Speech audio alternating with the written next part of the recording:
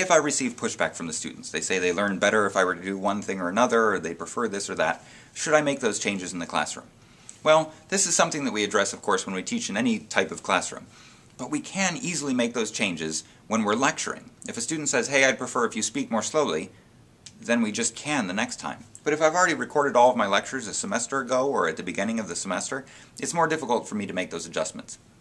But to remember that that's not that big of a deal, if a student has difficulty understanding me in my video, that is something that I should change. I should re-record those videos. They're just not adequate. But I should be able to tell that by looking at my own video and seeing if I was speaking incomprehensibly or whatever.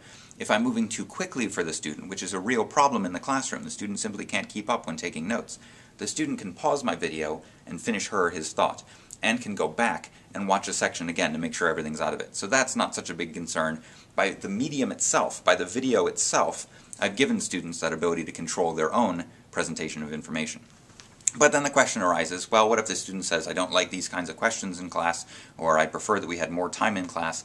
Those are things that you can adjust in class. And the question to you, which I can't answer for you, is do you make those adjustments?